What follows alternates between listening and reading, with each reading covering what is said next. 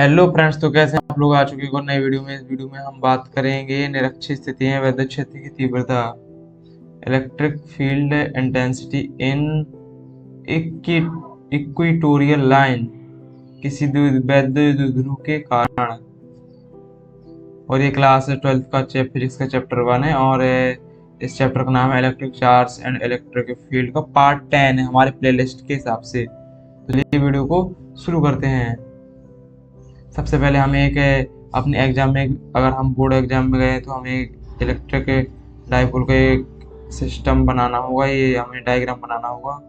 इसमें ये negative charge है, ये वाला, ये यहाँ पर पॉजिटिव चार्ज है और उनके बीच की दूरी 2l है। मतलब यहाँ से यहाँ तक l, यहाँ से यहाँ तक l, तो उनके बीच की दूरी 2l है। और इससे थीटा कोण पर यहाँ पर एक पॉइंट है P, और इससे भी थीटा कोण पर ही इक्वेटोरियल लाइन पे है, तो इससे भी थीटा कोण पर है और पॉइंट P है। और इस द्विध्रुव के मध्य से, इस इंटरमीडिएट पॉइंट से यहाँ तक की दूरी r है।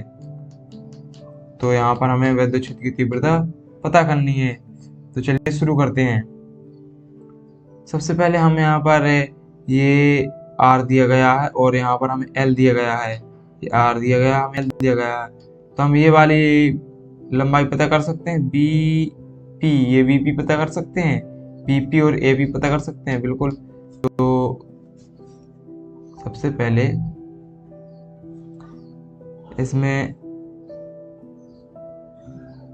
ये लंब का स्क्वायर प्लस आधार का स्क्वायर बराबर कर्ण का स्क्वायर। इस कर्ण का स्क्वायर मतलब है कर्ण का स्क्वायर बराबर लंब का square R square plus L square. तो यहाँ पर हमारी एक कर्ण आ जाएगा under root R square plus L square. ये वाला साइड आ जाएगा हमारा R square plus L square. So हम यहाँ पर लिख देंगे अंडर रूट के अंदर R square plus L square, और ये साइड भी उतना ही होगा, under root R square plus L square. हम इस डेरिवेशन को बहुत ही कम लाइनों में पूरा सॉल्व करेंगे, बहुत ही कम लाइनों में सॉल्व करेंगे। तो फिर चलिए अब इस वाले पॉइंट से यहाँ पर विद्युत क्षेत्र की तीव्रता एक पॉइंट चार्ज के कारण निकालेंगे। तो ये मान लिया एक पॉइंट चार्ज Q है और यहाँ से यहाँ पर एक विद्युत क्षेत्र की तीव्रता होगी। उसका मैग्नीट्यूड कितना होगा, तो वो होगा E1 is equal to 1/4 pi epsilon naught Q upon R square, मतलब इनके बीच की दूरी का स्क्वायर। तो वो क्या होगा, इनके बीच की दूरी क्या है, under root R square plus L square का स्क्वायर। इनके बीच की दूरी यही तो है। अब चलिए E2 के कारण निकालते हैं। E2 is equal to 1/4 pi epsilon naught Q। इस E2 के कारण, इस जे है E2, इस पॉइंट के कारण इस पॉइंट पर, मतलब इस पॉइंट के कारण इस पॉइंट पर विद्युत क्षेत्र की तीव्रता।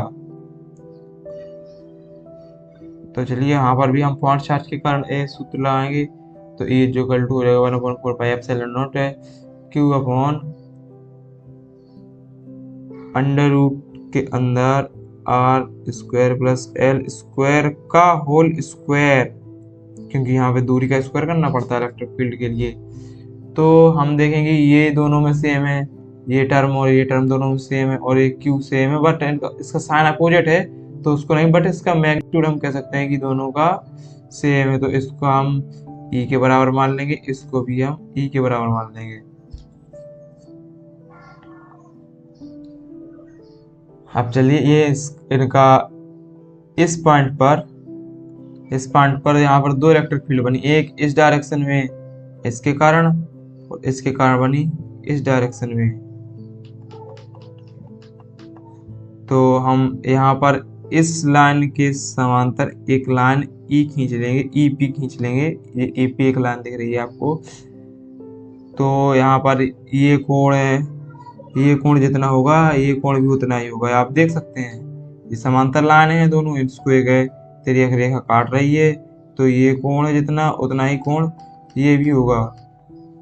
और ये वाला कोण भी जितना होगा ये वाला कोण भी उतना ही होगा। आप सिमेट्री से देख सकते हैं। तो चलिए इनके बीच का रिजल्टेंट का फॉर्मूला लगाते हैं। इनके बीच की परिणामी तीव्रता E R electric field intensity resultant is equal to होगी अंडर रूट के अंदर क्या होता है इसका formula, E1 square plus E2 square plus 2E1 E2 cos theta. ये सूत्र होता है दो वेक्टरों का रिजल्टेंट निकालेगा। ये आपको पता होना चाहिए या फिर आप अभी इसको याद कर लें। तो चलिए ई रिजल्टेंट परिणामी तीव्रता E is equal to E1 का मान क्या है, जो E1 है वो E2 के बराबर है। तो इसका E1 का मान क्या है E, यहाँ पर लिखेंगे E का स्क्वायर प्लस E का स्क्वायर। यहाँ पे E2 का मान भी E है, दोनों ये बराबर है तो हम इसको E के बराबर लिख सकते हैं प्लस 2E गुणा मतलब ये भी E है ये भी E है तो E स्क्वायर कॉस, यहाँ पर उनके बीच का कोण कितना है, उनके बीच का कोण है 2 थीटा।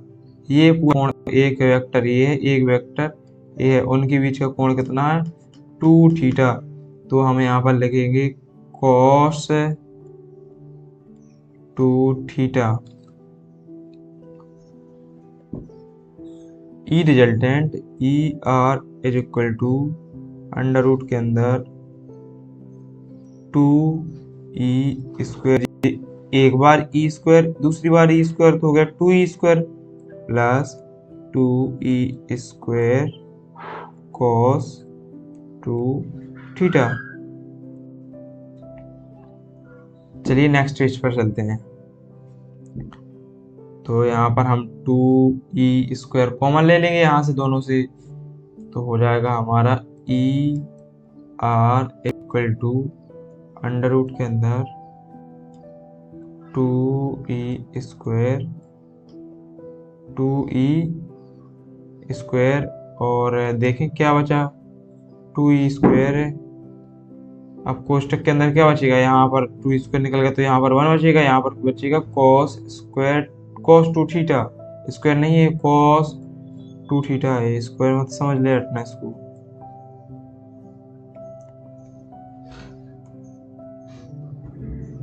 कोष्टक के अंदर 1 plus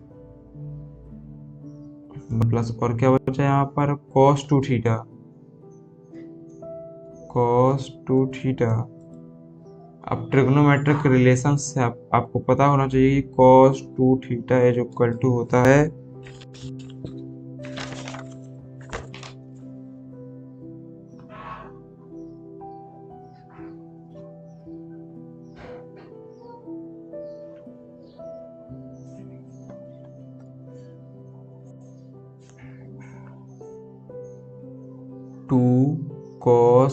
two cos square theta minus 1, ये होता है एक फॉर्मूला। तो हम इसकी जगह इस वैल्यू को सब्स्टिट्यूट कर सकते हैं। तो लिखेंगे E equal to under root के अंदर 2E square 1 plus 2 cos square theta minus 1 कोष्टक 1।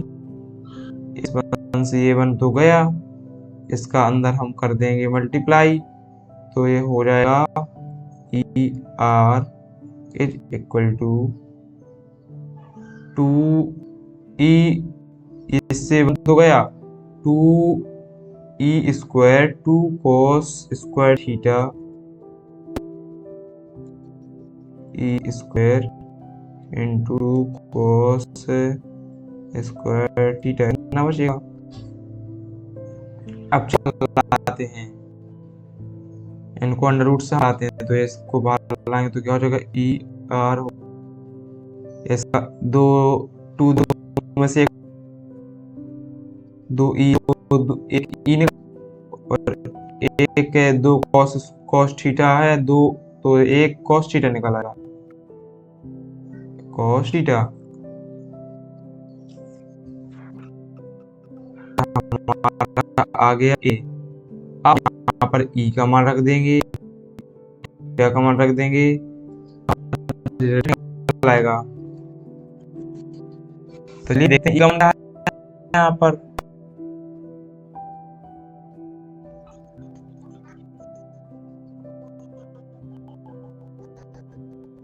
यहाँ पर ई का मान है 1/4πε Q under root R1 R square का होल स्क्वायर। चलिए यहाँ पर वैल्यू को स्प्लिट कर सकते हैं।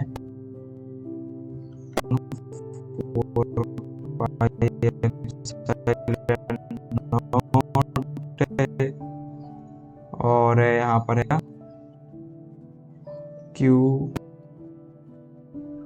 आर स्क्वायर, मतलब उसको स्क्वायर से हमने अंडर रूट को काट दिया ये, और into cos theta.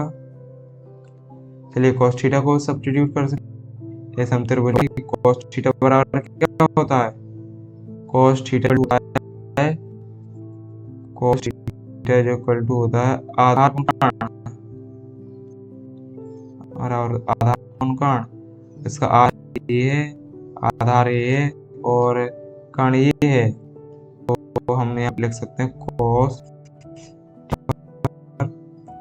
L upon under root R square plus L square. हमें यहाँ पर E resultant upon pi epsilon nought Q upon R square plus, और यहाँ पर एल, और नीचे हो जाएगा under root R square plus L square. इतने तक समझ में आया होगा।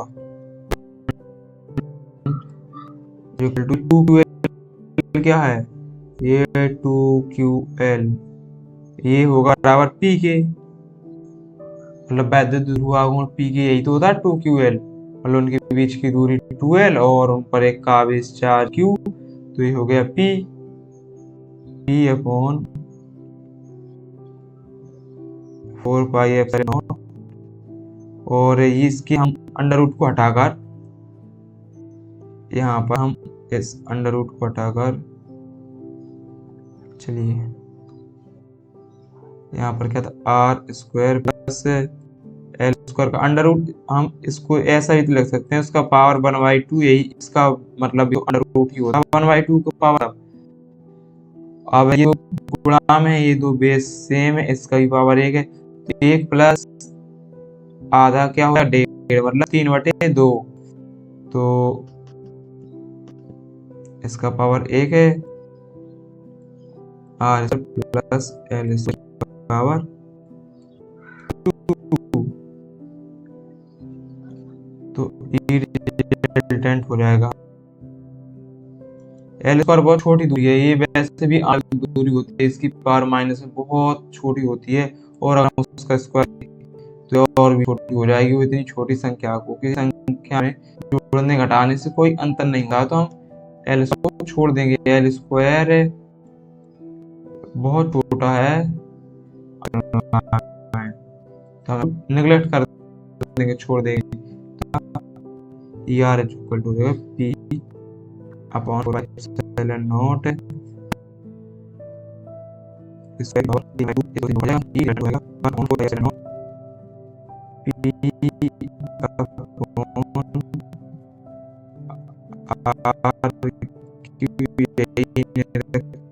स्थिति पर वैद्युत क्षेत्र की तीव्रता होती है, यही होती है तीव्रता लक्षित स्थिति में वैद्युत क्षेत्र की किसी इलेक्ट्रिक डाइपोल के द्वारा। और हम चलिए इसकी डायरेक्शन भी थोड़ी देख लेते हैं।